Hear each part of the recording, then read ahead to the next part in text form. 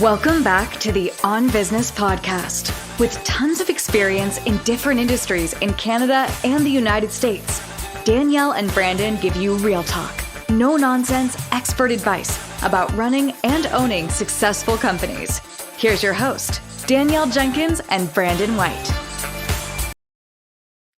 Danielle Jenkins, what's happening? We're talking about being profound before this recording started. We were. Why are you laughing? It just makes me laugh when we talk about silly things before we start recording. And your little comments makes me laugh. We were talking about Danielle's backhanded comment, which stems from inside joke quickly that I said something to Danielle. I was like, oh, well, I'm really grateful you did something like that. And Danielle didn't tell me for 3 weeks that she thought that it was a backhanded comment. And I think sometimes I come across as so dry that you can't tell if I'm actually being serious or not. But I was genuinely grateful because Danielle and I started doing this podcast. And very rarely when you go into business with someone, and if you're listening to this, you might be able to understand this, that you find where partners will pull their weight. And you really have. We started this podcast. This will be probably around 28 or something like that. Mm-hmm. Don't quote me, episodes. And we had done probably 20 or 30 other episodes on the Edge show before we spun it out into this. And when I talked to you about, hey, we should spin out a show, and you were like, yeah, let's do that. I want to be a part of it. Very rarely do you ever get someone who actually will do the work. So you did that. And then 3 weeks later, we were talking about something. Danielle says, yeah, well, you put that backhanded comment at me. And I was like, it wasn't backhanded. It was actually a genuine compliment. And then we were just talking about, which you may have already listened to the episode where I said something and Danielle said, well, that was very profound and a very lovely comment. I was like, all right, well, maybe that's real, but it was not backhanded. Apparently you thought that was actually profound. I did. Listen to the episode, everyone, when we're talking about delegating and trusting people. And Brandon said, it all comes down to you. I thought it was very profound. And it's so true. It's all about your own internal thoughts. So with that. Yeah, don't that's a spoiler, but go back, listen to the episode on how to delegate and what may be holding you back from delegating, which is effectively holding back your company. Today, we are talking about what to do when you genuinely fuck up as a business owner. And I don't know that I put that or will put that in the title because I think they edit that. I saw because one of our episodes had a 4-letter word in it when you get fed up with shit about your business, and they actually edited it. So, but we are talking about what you do when you fuck up, and I'll let you go first on some tips. All right. Well, I just want to say, great intro, by the way, and that was not backhanded. But that's a lovely comment. Thank you. But I do want everybody to know, guys, whether you are a startup, whether you are an existing business and have not had a mistake yet, or if you're a seasoned business owner, you know and need to know that you will fuck up. It will happen.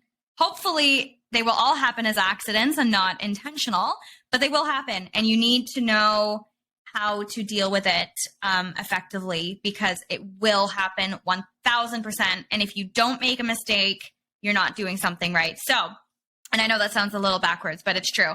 So number one, when you fuck up, no matter what you do, you need to acknowledge that you have. You need to take responsibility and own it, and you need to be honest about it. As a business owner, if you have employees, one thing I must say, this goes one step further. You need to take responsibility and own it, even if it's one of your employees' fuck-ups. For example, if you have an employee and one of your clients, and they have fucked up, and one of your clients have called and complained, you need to take accountability and responsibility for what your employee has done. Deal with the employee later, but you always need to take accountability to your client for what your employee has done. So definitely acknowledge it, take responsibility, own it.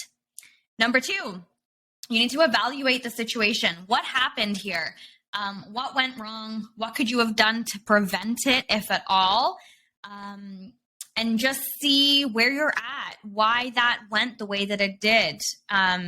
Because sometimes you don't even know that these things are happening until it happens. So you need to look at the steps leading up to that, the journey up to that, and see what happened. Number 3, fix the problem, move on, learn from it, and keep going. When I say this, I say fix the problem. It's not going to be as easy as fix the problem. You may need to sweet talk a client. You may need to pay some money. Whatever the way to fix this problem is, you need to do that. You need to move on. Don't harp on it. Learn from it and make sure you don't make that mistake again. And I will add a little note here with that. You are going to fuck up. You are going to do those steps. You're going to own it. You're going to learn from it. You're going to evaluate it. You're going to fix it or attempt to fix it. And sometimes it doesn't matter what you do. Your client, your colleague, whomever is on the other end of this mistake is not going to accept it. And you just need to deal with it graciously, with integrity. Do everything I just told you, and then move on from it and accept the fact that they may not be happy with the apology, with the reimbursement, the ownership, whatever you have to do to fix it. Some people are not going to be happy with that. And you just have to move on. So those are like just 3 little tips that you need to do when you fuck up, because it will happen. I agree. For me, it's just simple. You just have to take accountability for it and own it. And you drive the bus. If you're a business owner, if your employee makes a mistake, it's on you.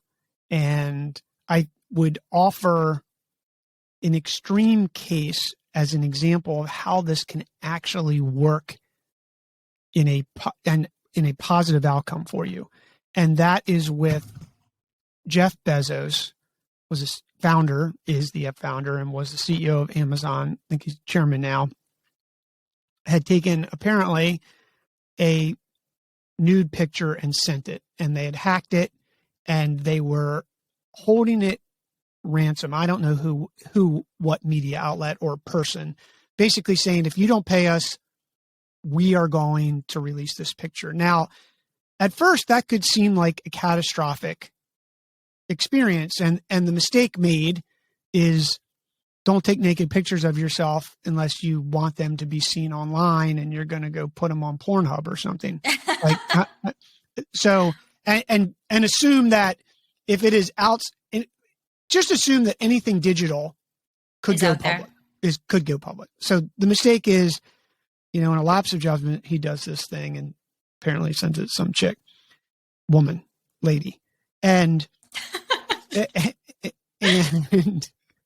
that's me being politically correct, a woman. And instead of hiding it, doing whatever, he said, look, I made a mistake. I did it. And here's the picture. And he put it out. Himself. And he put it out himself. In fact, look at your reaction that you didn't even know about that when that is a major newsworthy event.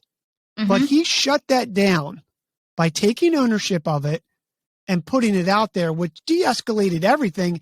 And no one, whoever was blackmailing him, which is not right, obviously, would never have guessed. My point in telling you that is, if you're listening to this, you may be like Danielle, who didn't even know that happened. And this didn't happen that long ago. This is a few years ago. COVID sort of time warps all of us. It's hard for me to keep track of time. I don't know about you, Danielle. It just seems like that crunch was just like, what year was that? And how that went fast and whatever. So, but it wasn't long ago. You can Google it, I'm sure, and see it. My point is, it never made it out. It didn't, it was a critical mistake. And he's the leader of arguably the biggest commerce company in the world, period. And he just de-escalated it by taking responsibility. In fact, extreme responsibility, in that he put it out there. And I think those are examples too. That's an extreme example that I came up with. In my experience, I just show up and tell people we messed up. And if someone's upset, I acknowledge their feelings. Hey, Danielle, you have I would feel the exact same way. Yeah. And I think the mistake people make in critical mistakes in their business is not taking responsibility and making excuses. Yeah. I'm sure there was a reason that you made a mistake. But the bottom line is it's not an excuse. And it did affect someone or group or company or client, customer in some negative way that has upset them. And put yourself in their shoes. Like, hey, I'd be totally upset. I'd be mad. I would be upset. And then offer a solution, which is I'm going to do everything in my power to make it right. What can we do right for you? I think the other mistake sometimes is offering a solution. And what will happen is, hey, Danielle, I'm sorry that didn't taste right. That meal, say you're out at a restaurant, you're upset with something like, hey, I'm sorry you didn't like that. We're going to give you dessert. And you're like, exactly. I needed my steak. Danielle, a laugh, like, you're going to give me dessert for that? And which I could totally hear you saying, but would be a legitimate, feel the same way. Like, you're going to give me fucking dessert? Like I need my meal first. You're going to give me the whole meal. And basically what you just did is you thought you were de-escalating, but what you really were doing was I just made you madder, which is, hey, Danielle, what can I do to make this right? And you're like, well, you could give me the meal for free. Done.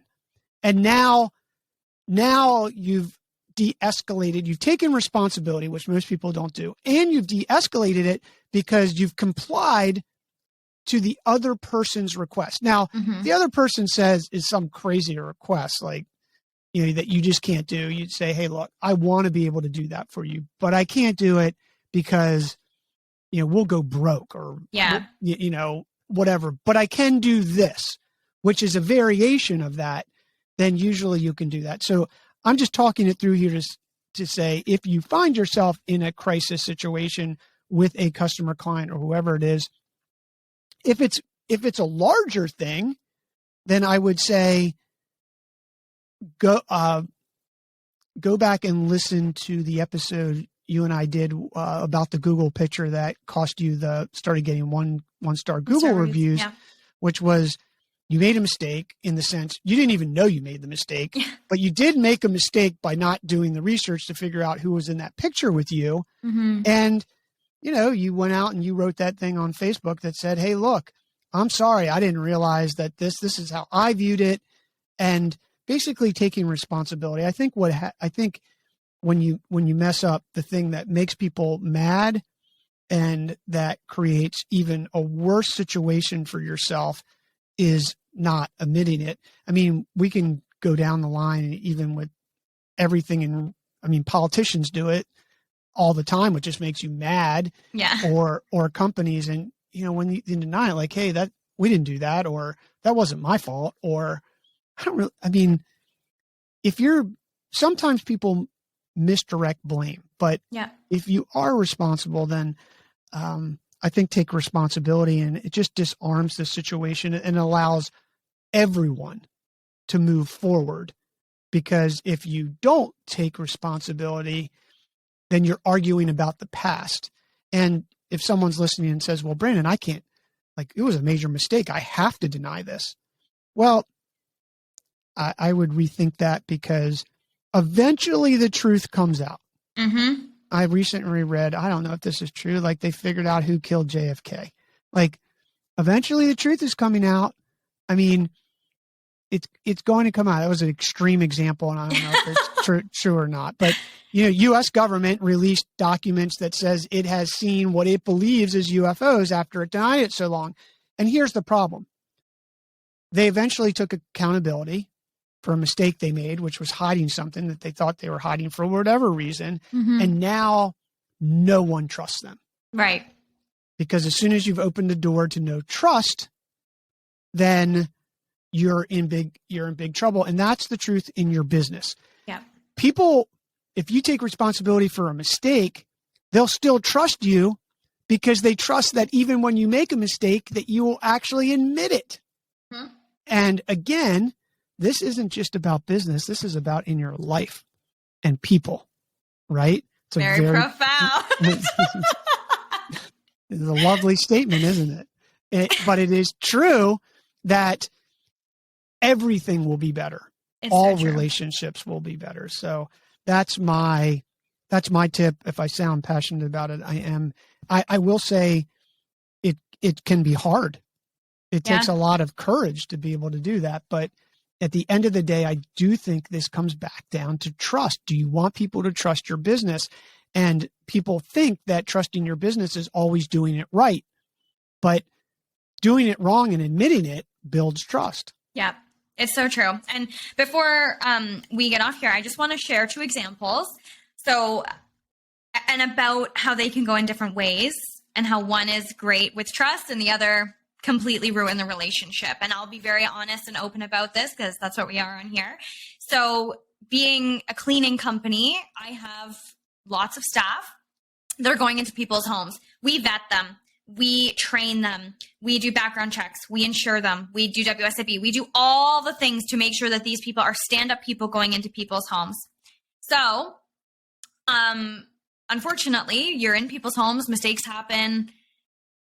And sometimes things can get damaged. Sometimes things can get broken. So one of our top-notch deep clean specialists went into someone's home, was pulling the couch out from the wall to clean under and behind the couch. They have a walnut hardwood floor. When the couch was put in, it was never cleaned underneath before us going in there, and they had staples from the packaging on the feet of this couch, and it dragged across the couch or on the floor, resulting in a huge, obvious scratch in the walnut flooring. So and this is part of our company policy when we're training. So we have it. If you make a mistake, you call us first before you even go to the client, because we want to be the first ones to tell the client that this happened rather than the client coming to us. So that's step 1 in taking responsibility. So we called the client right away. Hey, listen, the staff are at your home. They just advised of this. This is what we're going to do. So this client, for example, was very happy with the fact that we said, listen, this has happened. We are calling our hardwood floor specialists right now. They're going to come in. They're going to fix the floor, replace the boards, whatever it is. We'll cover the cost. Donezo. Great. Client was extremely happy. We're still servicing that client. Client raves about us. Shit happens. But we took responsibility. We took ownership. We dealt with the problem. We fixed it. We learned from it. Obviously, in a situation like that, sometimes we can't always learn from it. However, we have put in our protocols now where if you're going to move furniture, you lift it and don't drag it. And if you can't lift it, we're not to move it. So, lesson learned. Second incident. Again, longtime client, never, ever, ever experienced an issue with this client, or on the other end, again, this client tips huge. The client is so happy with us all the time. One of our cleaners went into the home. They had a very porous countertop. Unfortunately, knocked over a bottle of oil on their countertop. Well, it stained. Obviously, the marble or whatever it was absorbed this oil. Again, we called the client right away. Didn't answer, so I emailed them. Hi, such and such client. You know, we regret to let you know that this has happened while we were there today. We're so sorry. We can either have somebody come and have a look, or I will get the stone specialists in there right away to literally sand this out. It was going to cost me thousands to get this fixed. But again, we have to take responsibility. Please let us know if you have any insight on the type of countertop. So again, just like I did before, I offered the solution, and sometimes it's not enough. And I will say that. So I thought that literally offering to fix this whole spot, get it sanded, would cost me thousands to get this done, would be resolved. Again, we're so sorry about this. We'll get this done as soon as possible. I'll follow up with you shortly when we can get the repair specialist in there. The email I got back was basically, I'm so disgusted in your email to me. How could you let this happen? What you've offered is not good enough. Don't effing worry about it. We'll take care of it. End of relationship, end of services, blocked, done. So in that instance, I felt as if I did everything I possibly could to make this issue right. Graciously, they did not leave us a Google review. They just cut the relationship. And that is not a sentiment to our company. It doesn't say that our company is a bad company. We screwed up by accident. Obviously, it was an accident. We acknowledged it. We evaluated it. We offered to fix it. And this client let their emotions get the better of them. And it was nothing. There was nothing we could have done to do that. And they were done. So same kind of instance, two different outcomes, very different outcomes. But I still know that we took accountability. And to this day, even if they reached out, I would still apologize for the fact that that happened. But again, I took the responsibility. So sometimes it will happen where it doesn't matter what you do, shit's going to happen and nobody's going to be happy about it. But majority of the time, if you acknowledge it, take responsibility and correct it, everything will be fine. I think that's a great summary for today. I agree. Good job. Thank you. Thank you. And it wasn't backhanded. It was not. Have a good week. You as well. Thanks, everyone. Bye, everyone.